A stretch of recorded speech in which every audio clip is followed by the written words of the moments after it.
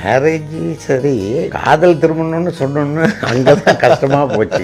என்ன காதலிக்கிறது கூட ஆள் கிடைக்கல. நான் ஒரு நல்ல இளைஞன் இல்லை. ஒரு மோசமான இளைஞன் எப்படி இருப்பானோ, அவனுக்கு என்னென்ன தகுதி இருக்கோ அதெல்லாம் எனக்கு இருந்தது. அதனால எங்க ஊர்ல உள்ள பொண்ணுங்க என்னை பார்க்காது. எங்க ஊர்ல உள்ள பெரிய மனுஷங்களும் என்னை பார்க்க மாட்டாங்க, வேலை தர மாட்டாங்க. ரோட்ல போனா போக்கிறீன்னுவாங்க. சின்ன வயசுல சினிமா பார்க்கறது, பள்ளிக்கூடம் போறதே இல்லை. எங்க அப்பா காசு திருடிட்டு போயிட்டு கிருஷ்ணா தியேட்டர்ல திருச்செந்தூர்ல சினிமா பார்க்கறது தான் வேலை. வாழத்தகாத ஒருத்தன், மதிக்கத்தகாத ஒரு இளைஞனா இருந்த எனக்கு எப்படி காதலிக்க எவ்வளவு கண்ணு இல்லாமையா இருக்கா? அப்படிலாம் நடக்கல. இந்த காலகட்டத்தில் தான் நான் சென்னையில கால முடிக்காம ஓடி வர்றேன். ஒரு 6-7 மாசம் ஸ்டேஷன்லேயே ஒரு மனநோயாளியாக, ஒரு பைத்தியக்காரனாக நான் வாழ்ந்த காலம். அதுக்கப்புறம் எப்படியோ வந்து ஒரு ஆபீஸ் வச்சு முடிஞ்சோன்னா ஒரு திருமண ஆசை இயற்கை தானே. பொண்ணு தேடுற வேலைக்கு போனேன். சில விஷயங்களை சொல்ல முடியாது. ஏன்னா சில பெண்களை நான் கேட்டேன், என்ன கட்டிக்கிறியா? அந்த சில பெண்களை நான் சொல்றவங்களும் நான் அனுதாபமா தான் பார்ப்பேன். ஒன்றும் தப்பானவர்கள் அல்ல அவர்கள். உனக்கு என்ன வருமானம்னா நான் சொன்னேன், எனக்கு மாசம் ஒரு 300 ரூபா வரும். எனக்கு ஒரு நாளைக்கு 300 ரூபா வருது. என்ன நிராகரிச்சா? என் தகுதி அவ்வளவுதான். இதுல என்ன தப்பு?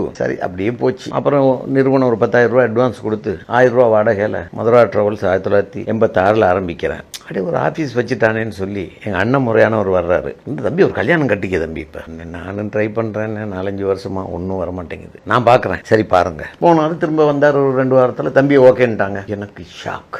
எப்படா ஓகே பண்ணாங்க? எப்படி ஓகே பண்ண முடியும்? என்னைய யோசிச்சுட்டு சரி, கல்யாண நாளும் வந்துச்சு, கல்யாணமும் கட்டியாச்சு. எனக்கு கற்பனையில் கூட முதலீடு வருமான தெரியாத வாழ்க்கை வாழ்ந்தவன். சினிமாவில் தான் பார்த்துருக்கேன். என் வாழ்க்கையிலையும் வந்துட்டு ஒரு ரூம், நான் உட்காந்துருக்கேன் கல்யாண மாப்பிள்ளை ட்ரெஸ்ஸில். ரைட்டு, என் மனைவி பால் எடுத்துட்டு உள்ள வாரா. அப்படியே சினிமாவில் நடக்கிற மாதிரி நடக்குது. எனக்கு உள்ளுக்குள்ள ஒரு மன குழப்பம். எப்படா இவன் என்னை ஒத்துக்கிட்டா? எனக்கு வேற மூடே இல்லை. முதலீடு மூட அதெல்லாம் ஒன்றும் கிடையாது. எனக்கு பயமும், எப்படி ஒத்துக்கிட்டா இவ? இதுதான் கேள்வி. கேள்வி கேட்கட்டா மெதுவா. சரி உட்காந்து கேளுங்க. அவனா பக்கத்துல மெதுவா உட்காந்து பயபக்தியோட, இல்ல என்னை யாருமே கட்ட மாட்டாங்க. விஷயம் தெரிஞ்சவங்க கட்டவே மாட்டாங்க. உனக்கு விஷயம் தெரியும், நான் எப்படி வாழ்ந்தவன்னு தெரியும். ஒரு பிளாட் கார்ட்ல பைத்தியக்காரனா 6-7 மாசம் வாழ்ந்தவன், என்ன சாப்பிட்டேன் வச்சுன்னா கூட தெரியாது. இப்படிலாம் வாழ்ந்தவனா நீ எப்படி கட்ட சம்மதிச்ச? எனக்கு அது இன்னும் அது புதிராகவே இருக்கு. அதெல்லாம் ஒண்ணும் இல்லைங்க அப்படின்னா என்ன சொல்லு. 2 அக்கா கட்டிட்டாங்க, 3வது நான். எனக்கு இப்ப 29 வயசு. எங்க சமுதாயத்துல பார்த்தா எல்லாம் படிக்காதவனா வந்துகிட்டு இருக்கான். அதுவும் என்னென்னமோ கேட்கறாங்க, இதனம் கேட்கறான், அது கேட்கறாங்க. நாங்க வறுமை தான், ஆனா படிச்சவங்க, கண்ணியமா வாழ்ந்திருக்கோம். எனக்கு அடுத்தது 27 வயசுல தங்கச்சி, அதுக்கு அடுத்ததுல 25 வயசுல தங்கச்சி. அவங்களுக்கு மாப்பிள்ளை வந்துகிட்டே இருக்கு, எனக்கு வரல. இப்ப என்னையால அவங்களோட திருமணம் தடைப்படுது. 2 சாய்ஸ் எனக்கு. ஒன்னு, நான் தற்கொலை பண்ணிக்கணும். தற்கொலை பண்ணிட்டா என் 2 தங்கச்சிகளுக்கு வாழ்க்கை வரும். இல்லன்னா யாரையாவது கட்டணும். யாரையாவது கட்டுறதுன்றதான் உங்க அண்ணன் வந்து கேட்டாரு. நாங்களும் சரி பாப்போம். என்கிட்ட கேட்டாங்க, என்ன நீ கட்டுறியா? அவனா சரி கட்டுவோம். என் மனசு என்ன செஞ்சா சரி கட்டி பார்ப்போம். ஒரு ரிஸ்க் எடுப்போம். வாழ்ந்தா நல்லது, வாழ இல்லாட்டி தற்கொலை பண்ணிக்குவோம்.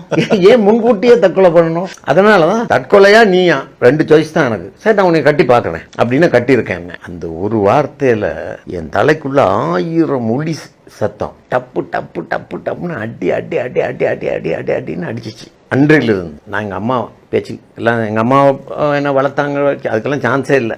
நான் ஓடி ஓடி போயிட்டு எங்கேயாவது வாழ்ந்துட்டு வர்றேன். தந்தை சொல் மிக்க மந்திரம் இல்லைன்னுவாங்க. எனக்கும் அதுக்கும் சம்மந்தமே இல்லை. எங்கள் அப்பன் சொன்னால் கேட்கவே மாட்டேன். மாதா பிதா குருன்னு சொன்னால் பள்ளிக்கூடம். பள்ளிக்கூடத்தில் மாஸ்டர் தூரத்துலேருந்து கல்லால் அடிப்போம். அவனை மதிக்கவே மாட்டோம். அவனை கண்டாலே பிடிக்காது. குரு மரியாதையும் இல்லாதவன் நம்ம.